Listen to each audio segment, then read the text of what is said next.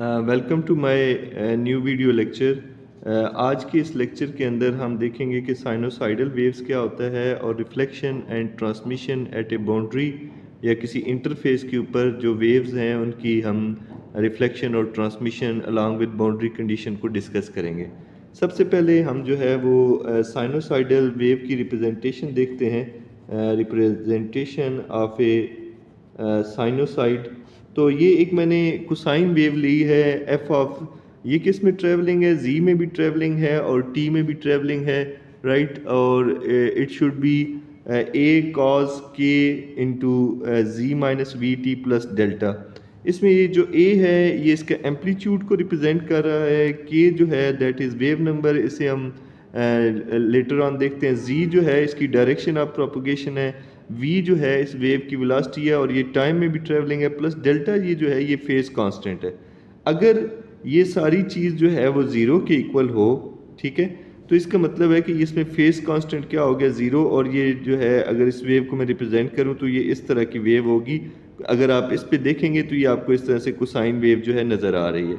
तो इसके के जी माइनस के वी टी को मैं डेल्टा पुट करूँ और जी जो है वो इस चीज़ के इक्वल आ जाएगा। इसका मतलब है कि अगर डेल्टा ज़ीरो होगा तो वेव के अंदर कोई जो है वो डिले नहीं आएगा।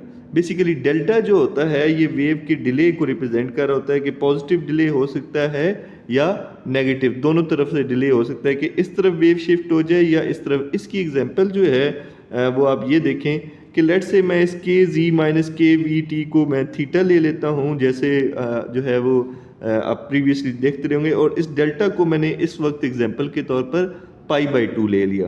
तो ये मेरे पास जो वेव थी कॉज ए कॉज जो है theta plus pi by to, ये जो है मैंने इसको थीटा को रिप्लेस कर दिया उससे और डेल्टा को पाई बाई टू से।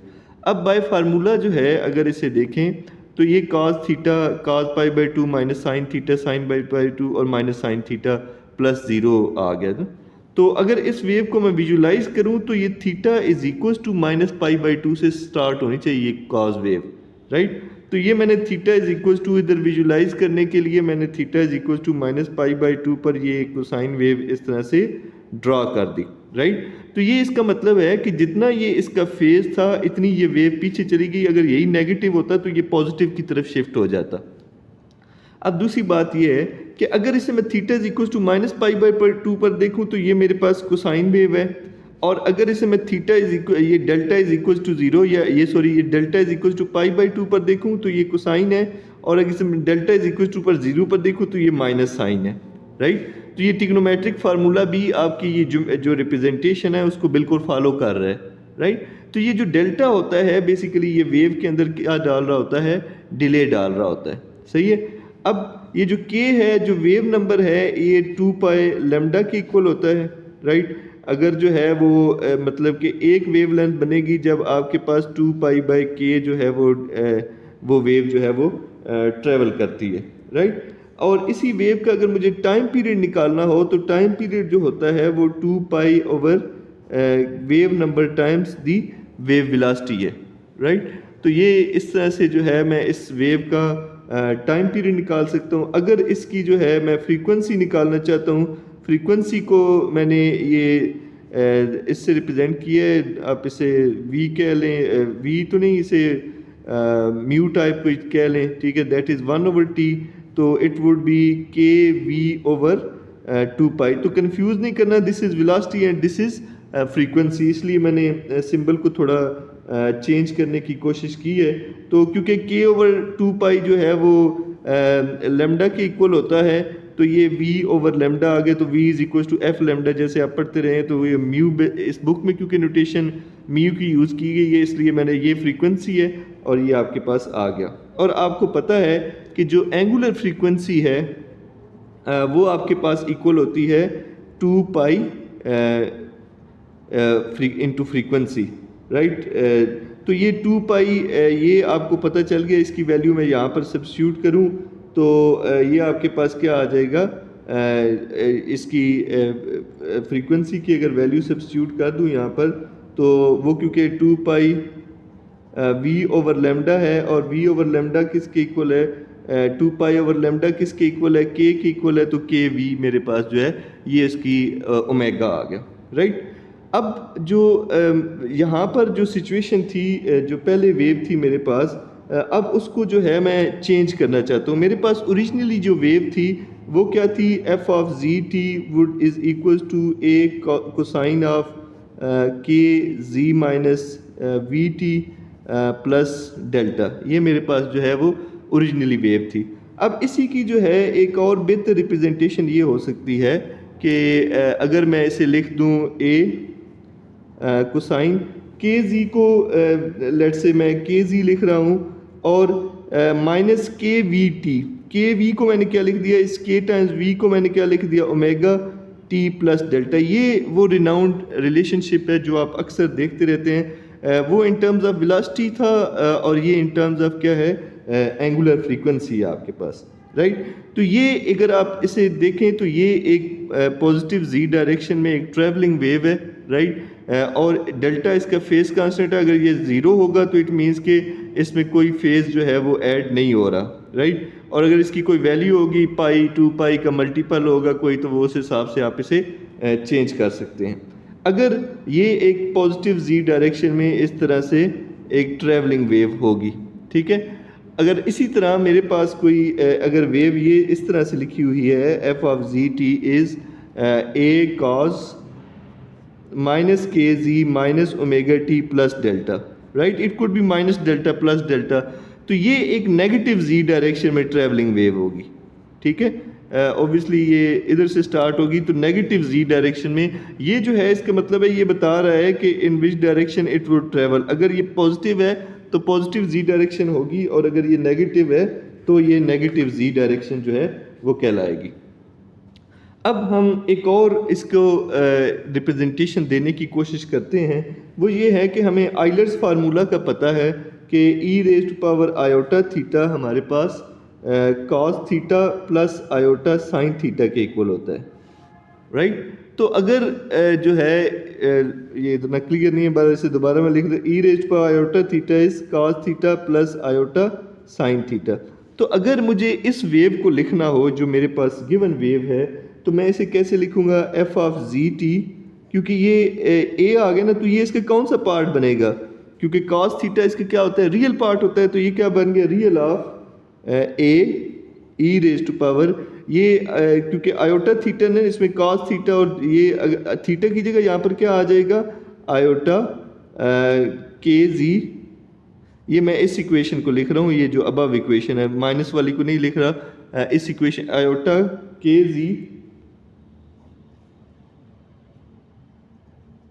Minus omega t plus delta आ गया, राइट। तो ये मेरे पास इस वेव की रिप्रेजेंटेशन आ गई इन आइलर्स फार्मूला को यूज़ करते हुए। क्योंकि कोसाइन जो होता है इसका रियल पार्ट है, ए इसका एम्पलीट्यूड था, तो ये जो इसका आर्गूमेंट था k z minus omega t plus delta, इसे मैंने क्या लिख लिया, थीटा, तो ये आ गया, ठीक है। अब हम ये सारा काम क्यों कर रहे हैं, बेसिकली इस वेव को मैं कम्प्लेक्स बनाना चाह रहा हूँ, क्योंकि कम्प्लेक्स में हमारे पास जो है वो ईजियर रहेगा, इनको सॉल्व करना कम्प्लेक्स में वेव्स को ईजियर होता है, इसलिए मैं इसकी कम्प्लेक्स जो है वो नोटेशन देखना चाह रहा हूँ। इसे मैं लिख लेता हूँ real of e raise to power iota delta और e raise to power iota k z minus omega T.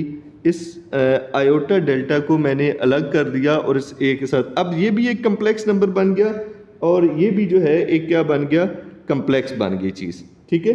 तो इसलिए मैंने क्या लिख दिया, अब मैं इसको लिखता हूँ कि इस वेव को, ये क्योंकि रियल है, ठीक है, एक्चुअली वेव इलेक्ट्रोमैग्नेटिक हो भी रियल, प्लेन वेव जो भी हम आगे डिस्कस करेंगे वो रियल होंगी, लेकिन हम अपनी आसानी के लिए इन्हें किस में लेके जा रहे हैं, कम्प्लेक्स में लेके जा रहे हैं, क्योंकि इनको कम्प्लेक्स में सॉल्व करना ईजियर होगा। तो इसलिए मैं इसको लिखता हूँ कि ये अब मेरे पास वेव क्या होगी, कम्प्लेक्स वेव मैंने लिख ली। ए भी जो एम्पलीट्यूड है वो भी मेरे पास कम्प्लेक्स हो गया, और जो वेव है वो ऑलरेडी उसे मैं कम्प्लेक्स की फॉर्म में बना चुका हूँ। ये मेरी वेव की रिप्रेजेंटेशन होगी, जिसमें ए जो है मुझे पता है कि ए जो है ए आयोटा डेल्टा के इक्वल है, sorry it should B iota delta, तो ये इसके इक्वल है, राइट। तो ये दोनों मेरे पास क्या हो गए, कम्प्लेक्स। अब जब भी ये मैं सॉल्व करूंगा तो ये मेरे पास आ जाएगी, कम्प्लेक्स कोई भी नोटेशन आ जाएगी। फिर एंड पे मैं उसका रियल पार्ट लूँगा तो मेरे पास यही चीज़ वापस आ जाएगी, ये इक्वेशन 1 मेरे पास वापस आ जाएगी। बस मैं सॉल्व करने के लिए इसे कम्प्लेक्स में लेके जा रहा हूँ, ठीक है। मैंने इसका एम्पलीट्यूड भी कम्प्लेक्स कर दिया और वेव को भी कम्प्लेक्स बना दिया। जब भी मुझे वापस जाना होगा तो मैं जस्ट उसका रियल पार्ट लूँगा तो मेरे पास मैं वापस आ जाऊँगा, और अगर लेट से साइन वेव होती तो मैं उसका इमेजिनरी पार्ट लूँगा तो वो जो है मैं वापस उसी वेव के ऊपर पहुँच जाऊँगा। आप इसका रियल पार्ट लेंगे, आप वापस इधर पहुँच जाएंगे, क्योंकि हम उधर से ही यहाँ तक पहुँचे हैं, ठीक है। तो आप इसको रिवर्स करेंगे तो हम यहाँ पर पहुँच जाएंगे। तो ये हमने किया क्यों? क्योंकि हमें लगता है कि कम्प्लेक्स वेव्स को जो है वो वेव को एक कम्प्लेक्स बना के उसमें इमेजिनरी पार्ट को शामिल करके हम जो है उसे इजीली सॉल्व कर लेंगे, इसलिए जो है हमने लेना। हमने जब भी वापस आना होगा मैं सिंपली क्या करूँगा, अगर मुझे एफ ऑफ जी टी निकालना है तो मैं इस कम्प्लेक्स फंक्शन का रियल पार्ट ले लूँगा तो मैं वापस जो है उधर ही पहुँच जाऊँगा, ठीक है। तो ये मैंने सिर्फ जो है ये इसको मैंने इनके इससे डील करना है, और एंड पे जब मैं उसका रियल पार्ट लूँगा तो मैं इधर वापस पहुँच जाऊँगा जो मेरी एक्चुअल वेव थी। तो ये सिर्फ जो है ये इसलिए किया गया है, ठीक है। तो अगर आपके पास इनका कोई लीनियर कम्बिनेशन हो तो फिर भी वो वेव को ही रिप्रेजेंट करेगा। जैसे एक वेव है और अगर उनका कोई लीनियर कम्बिनेशन भी होगा साइनोसाइड्स का तो वो भी जो है आपके पास क्या बन जाएगा, एक साइनोसाइड ही बनेगा। जैसे कि मैं कहूँगा कि f of let's say f of z t, right. इस केस में फिर क्या आ जाएगा, जब माइनस इन्फिनिटी से प्लस इन्फिनिटी, ए इसका एम्पलीट्यूड हो गया e raise to power a iota k z minus omega t, right, और डी के। ये जब आपके पास बहुत ज़्यादा कम्प्लेक्स वेव्स होंगी तो फिर आप उसे इस तरह से जो है वो सॉल्व कर सकते हैं, ठीक है जी। आई होप ये कंसेप्ट आपको क्लियर हो गया। हमने पहले एक वेव की रिप्रेजेंटेशन ली और फिर हम उसे क्या किया, हम उसने उस वेव को क्या ले लिया, के x minus k z minus omega T वाली फॉर्म में लिखा, और फिर हमने उसे एक कम्प्लेक्स वेव बना दिया, ठीक है। अब से बाद हम जो भी इस वेव को जब भी यूज़ करेंगे नेक्स्ट आने वाले लेक्चर्स में तो हम उसे कम्प्लेक्स की फॉर्म में रिप्रेजेंट करेंगे।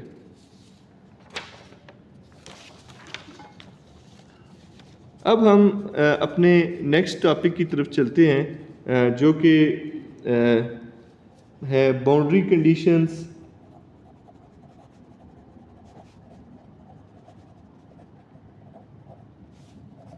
रिफ्लेक्शन एंड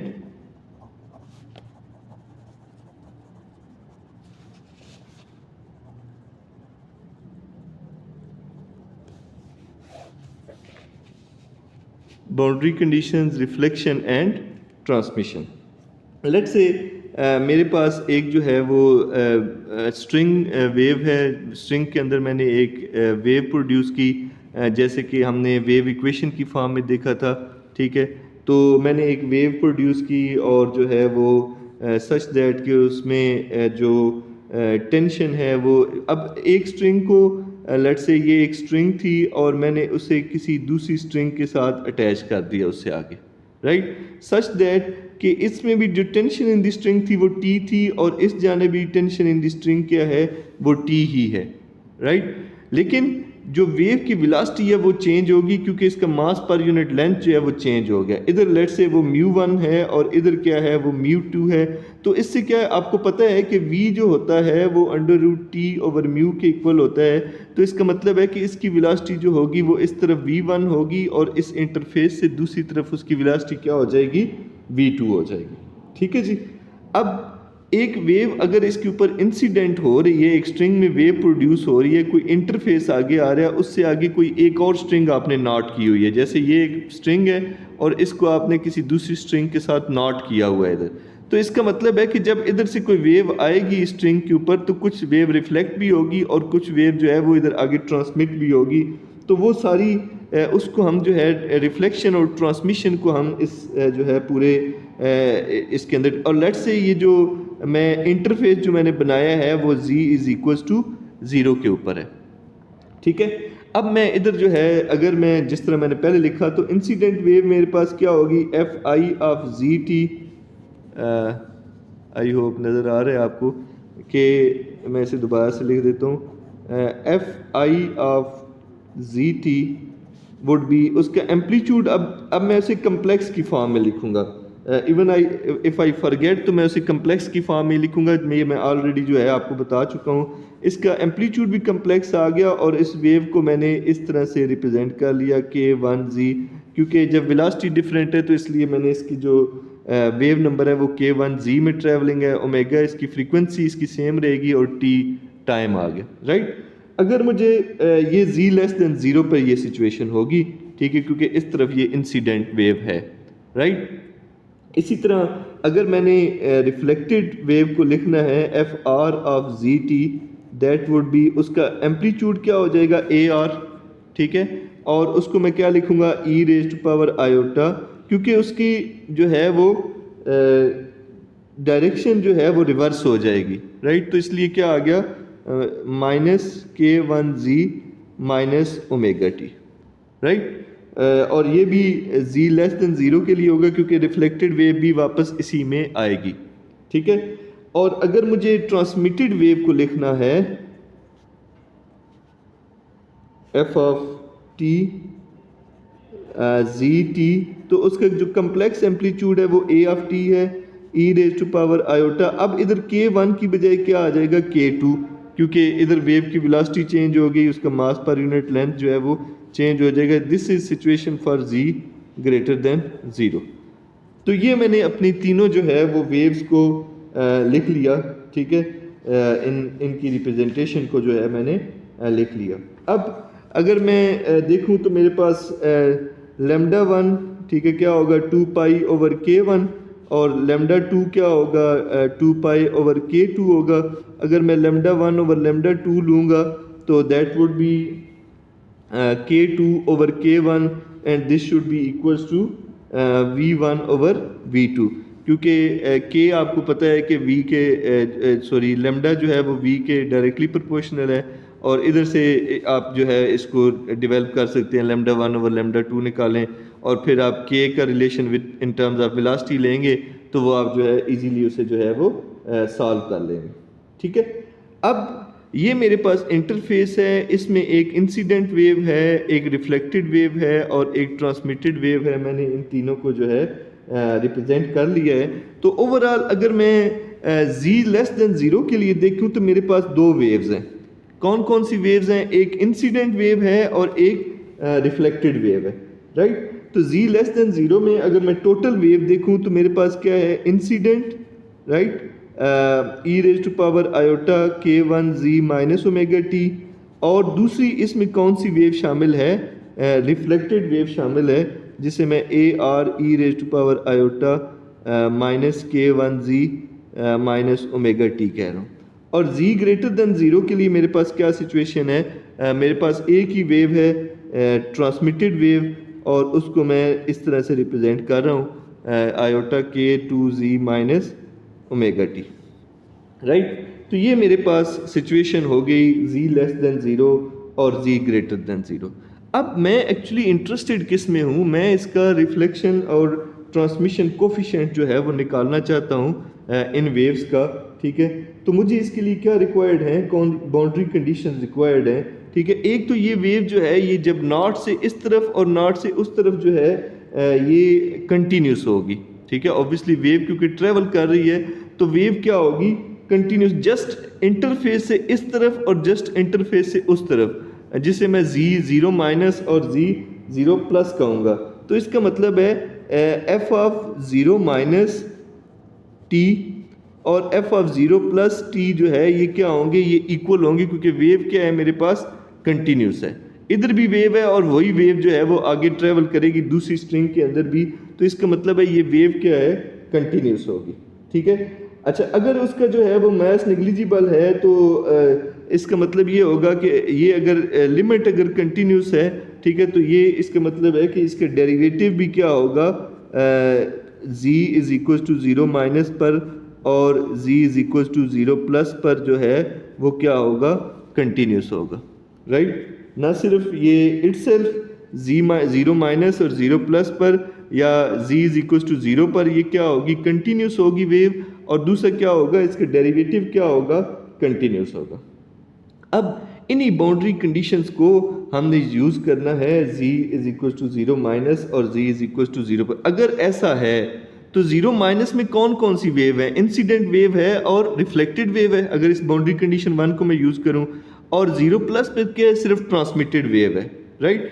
तो मैं जी को अगर इनमें ये देखें मेरे पास जो वेव्स हैं, इसका मतलब है कि मैं इसको लिखूंगा, इस पहली कंडीशन को यूज़ करूंगा, ए को यूज़ करूं, तो मेरे पास क्या बनेगा?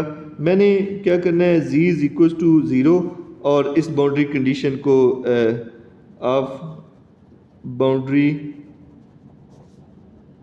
कंडीशन ए मैं इसको यूज़ कर रहा हूँ कि मेरे पास जो है ये कंपोनेंट, तो मेरे पास जीरो माइनस पर क्या है? वो दो वेव्स हैं, ठीक है। एक क्या है? A I, right, e raise to power iota, क्योंकि ये के इंटू के वन इंटू ज़ीरो हो जाएगा, राइट, माइनस ओमेगा टी, और प्लस ए आर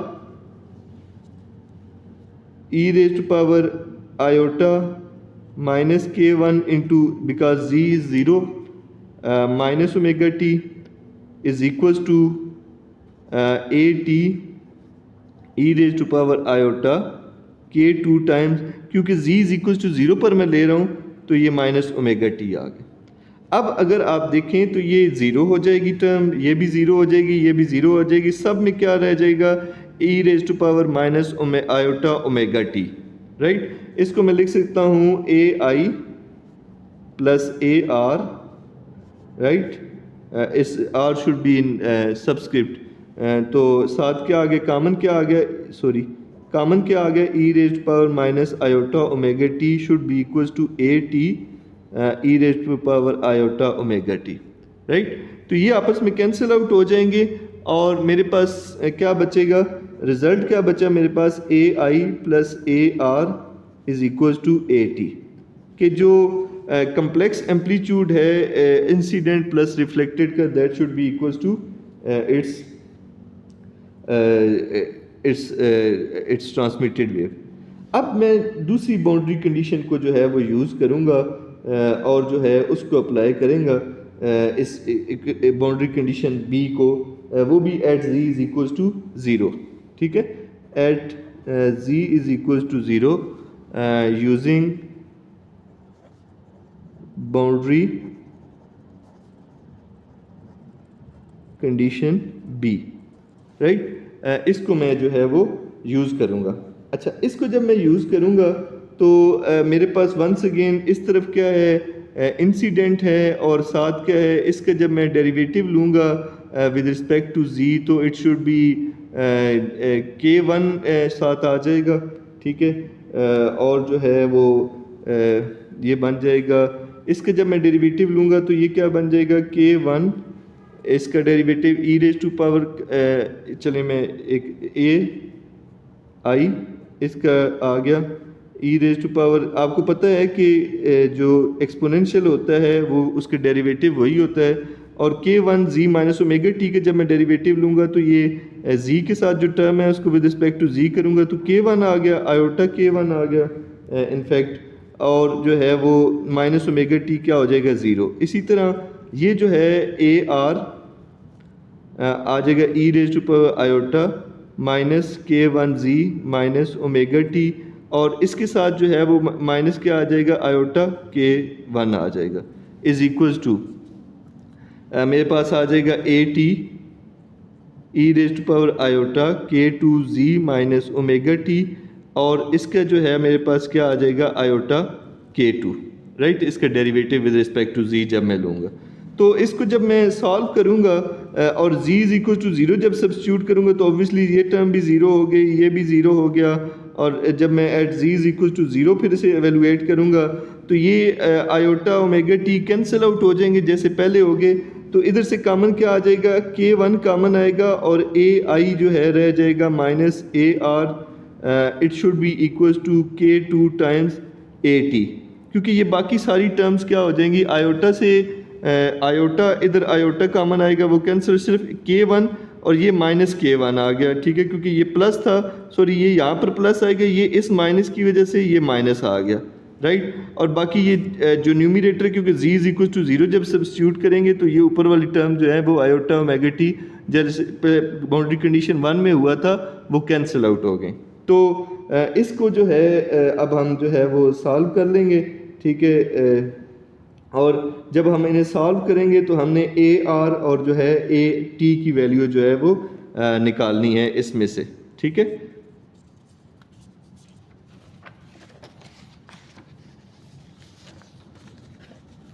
तो आई मैं दोबारा से इन्हें जो हमने रिज़ल्ट्स डिड्यूस किए थे उन्हें जल्दी से दोबारा से लिखता हूँ। एक तो हमने ये कहा कि A i plus A are, ये जब हमने बाउंड्री कंडीशन 1 सब्स्टिट्यूट की, that should be equal to A T. और दूसरा हमने ये कहा कि K one times A I minus A R should be equal to के टू टाइम्स ए टी।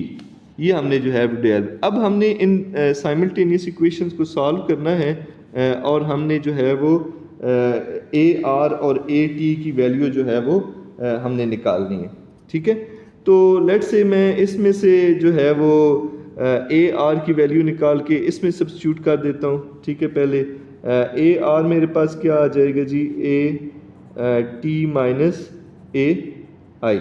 इसमें मैं सब्स्टिट्यूट करता हूँ तो मेरे पास क्या आ गया, के one A I, right, minus A R की जगह क्या आ गया, माइनस ए टी और प्लस ए आई, राइट, सॉरी। इसको इसको हम इसको जब सॉल्व करेंगे तो चलें, इसको मैं बेहतर ये है कि इसको मैं इस फॉर्म में लिख लूँ इस इक्वेशन को कि A I minus A R should be equal to के टू ओवर के वन इंटू ए टी। अब आपने इस इक्वेशन को और इस इक्वेशन को सॉल्व करना चाहिए। एक दफ़ा चलें इसे एक दफ़ा इन दोनों इक्वेशंस को लेट से मैं ऐड करता हूँ, ठीक है। तो ये क्या बन जाएगा, ए आई प्लस ए आर, तो ये बन जाएगा A should be equal to A t. जब ऐड करूँगा तो ये आपस में कैंसिल आउट हो जाएंगे, राइट। और मेरे पास क्या बन जाएगा, two A I would be equal to के टू ओवर के वन इंटू ए टी, ठीक है। इधर से जब मैं इन्हें सॉल्व करूँगा तो मेरे पास जो सिचुएशन बनेगी ट्रांसमिटेड वेव की, शायद यहाँ पर कहीं कन्फ्यूजन हुआ है कि इसको सॉल्व करने में कहीं प्रॉब्लम हो रहा है। बहरहाल आप इन दोनों इक्वेशंस को सॉल्व करेंगे तो आपके पास जो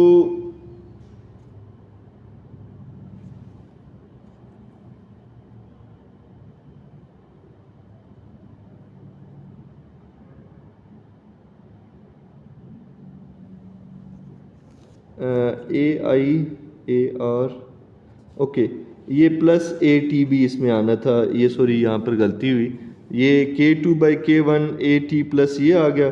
तो ये जो है इसमें से अगर मैं जो है ए टी, क्योंकि मैं इंटरेस्टेड हूँ निकालने में, तो ये क्या आ जाएगा, के टू ओवर के one plus one into two A I, right. तो इसका मैं जो है वो एलसीएम ले लेता हूँ, तो ये के वन आ जाएगा और ये क्या आ जाएगा, के one plus K two is equal to two A I, right. ये आपके पास इसे कम्प्लेक्स रखना है आपने जो है। तो मेरे पास ट्रांसमिटेड वेव जो है वो क्या आ गई, टू टाइम्स के वन ओवर के one plus K two times A आई। तो ये मैंने जो है ट्रांसमिटेड कोफिशिएंट जो है वो फाइंड आउट कर लिया। इसी तरह इसको अब मैं जो है इन टर्म्स ऑफ अगर वेलोसिटी देखूं, क्योंकि मुझे पता है कि वेलोसिटी जो है वो इन्वर्स प्रोपोर्शन है वेव नंबर के, तो इसको मैं कैसे लिखूंगा, A T would be equal to two times V two over V one plus V two times A I, right. तो ये मेरे पास आ गया ट्रांसमिटेड कोफिशिएंट। सिमिलरली जब मैं इनको सब्ट्रैक्ट करूंगा तो मेरे पास क्या निकल आएगा, इसका जो है वो reflected coefficient in terms of जो है वो इंसिडेंट वेव जो है निकल आएगा। ये मैं आप लोगों पर छोड़ता हूँ कि आपने इसको सब्ट्रैक्ट करके इन दोनों इक्वेशंस को उसमें से जो है वो रिफ्लेक्टेड कोफिशिएंट निकालना है। which will come out to be K1 minus K2 over K1 plus K2 times incident wave, right. तो ये जो है मैंने रिफ्लेक्टेड और transmitted coefficient in terms of जो है वो इंसिडेंट जो है वो निकाल लिए हैं। अब इसमें अगर मैं इन टर्म्स ऑफ वेलोसिटी से लिखना चाहूँ तो ये जो रिफ्लेक्टेड कोफिशिएंट है it would be v2 minus v1 over v1 plus v2 times ai, right. तो ये इस तरह से जो है ये लिखा जाएगा। तो ये मैंने रिफ्लेक्टेड और ट्रांसमिटेड कोफिशिएंट फाइंड आउट कर लिए हैं। अब अगर इसी को मैं देखूं तो मुझे पता है कि अगर इन टर्म्स ऑफ इसे मैं एम्पलीट्यूड वाइज लिखूं तो ये क्या लिखा जाएगा, अगर ये इसका रियल एम्पलीट्यूड होगा प्लस आयोटा, लेट से जो इसका फेज कांस्टेंट है उसे मैं आयोटा डेल्टा आर लिख रहा हूँ। ये मैं ऑलरेडी बता चुका हूँ कि एम्पलीट्यूड एक्चुअली कम्प्लेक्स में इस तरह से लिखा होता है। तो v2 this should be equal to v2 minus v1 over v1 plus v2 times A i को मैं क्या लिखूंगा, A i into iota, let's say जो इसका फेज कांस्टेंट है वो डेल्टा आई है। इसी तरह मैं ट्रांसमिटेड कोफिशिएंट को लिखूंगा e raised to iota, let's say it is इसका जो फेज कांस्टेंट है डेल्टा टी है और वो क्या आ जाएगा 2v2 over v1 plus v2 times A i क्या है, A i into e raised to power iota delta i, right. तो ये मैंने उन्हीं रिफ्लेक्टेड और ट्रांसमिटेड कोफिशिएंट को रियल की फॉर्म में जो है वो लिख लिया है। तो इस तरह से आप कन्वर्ट कर सकते हैं। अगर लेट से वो वेव भी होती तो हम उसका रियल पार्ट जो है वो ले लेते। अब इसमें मैं जो है एक जो इम्पोर्टेंट जो केसेस है वो डिस्कस करना चाह रहा हूँ। अगर जो है जो सेकंड स्ट्रिंग है, if second string is lighter than first, अगर वो जो सेकंड स्ट्रिंग है वो लाइटर है फर्स्ट स्ट्रिंग से, तो इसका मतलब है कि उसकी जो मास जो डेंसिटी होगी, जो मास पर यूनिट लेंथ होगा उसका वो स्मॉलर होगा और अल्टीमेटली जो वेलोसिटी होगी वो उसमें ज़्यादा होगी v1 की निस्बत, क्योंकि वो लाइटर है, ठीक है, सेकंड स्ट्रिंग।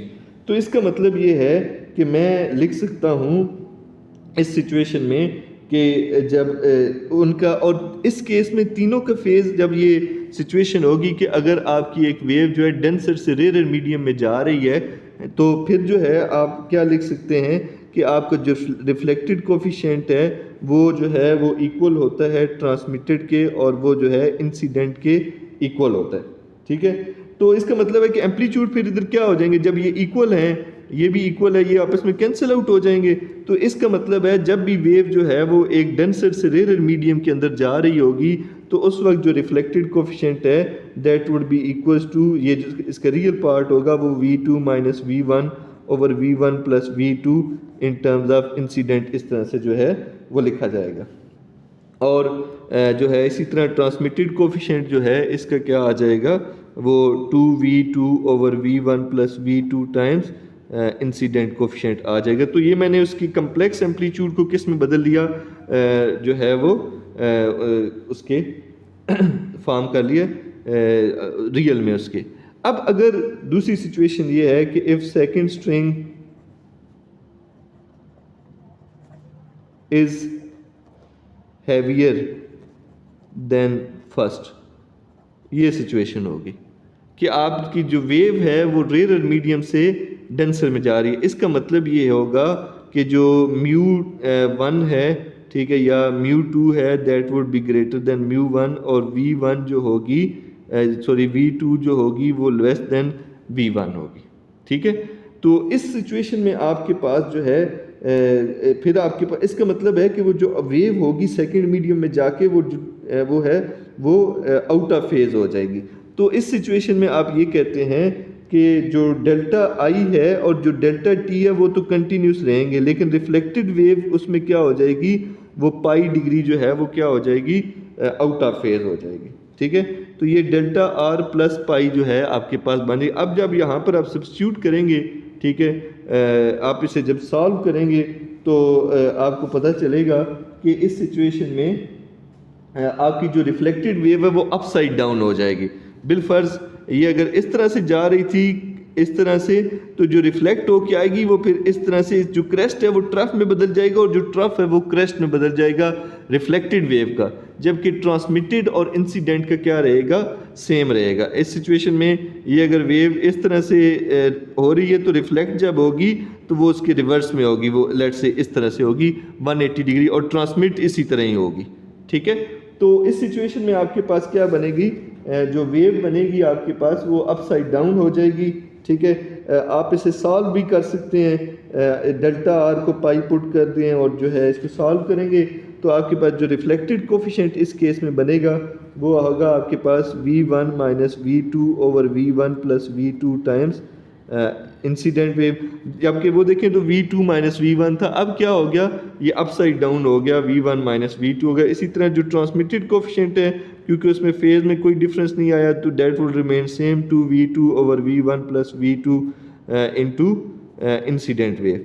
तो ये आपके पास जो है इंसिडेंट और रिफ्लेक्टेड कोफिशिएंट आगे इन टर्म्स ऑफ जो है जब आपके पास डेंसर से रेयर या रेयर से डेंसर मीडियम में आपकी वेव जो है जा रही है। तो ठीक है, अच्छा अगर एक ये है कि अगर आपकी वेव जो है वो जो सेकंड आपकी स्ट्रिंग है या जो सेकंड मीडियम है जिसे आप कह रहे हैं वो बहुत ज़्यादा मैसिव है।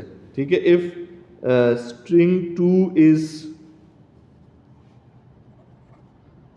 is heaviest, राइट, और वेरी इनफाइनाइटली मैसिव, हम इसे ये कह रहे हैं।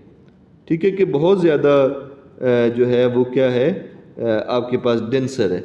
ठीक है, तो फिर उधर कोई वेव जो है वो ट्रांसमिट नहीं होगी, बल्कि सारी की, अगर ये बहुत ज़्यादा डेंसर मीडियम है, बहुत ज़्यादा इसका मास है, ठीक है, बहुत हैवियर है, तो फिर जो है ये सारी की ये इसका मतलब है कि ट्रांसमिटेड कोफिशिएंट ज़ीरो हो जाएगा और जो है वो सारी की सारी वेव जो आप इंसिडेंट करेंगे वो किसके इक्वल आ जाएगी, वो रिफ्लेक्टेड के इक्वल आ जाएगा। ठीक है, तो ये जो है सिचुएशन है। तो आज के सारे लेक्चर का खुलासा ये है कि एक तो हमने जो है सबसे पहले हमने एक वेव की रिप्रेजेंटेशन को देखा और फिर हमने उसे कम्प्लेक्स बनाया, फिर हमने उस कम्प्लेक्स वेव की एक जो है इंटरफेस के ऊपर जो है वो ट्रांसमिशन और रिफ्लेक्शन को डिस्कस किया है, और फिर हमने ये देखा कि अगर रिफ्लेक्शन और ट्रांसमिशन कोफिशिएंट हमने कम्प्लेक्स की फॉर्म में निकाले और फिर हमने उससे रियल की फॉर्म में लेके आए।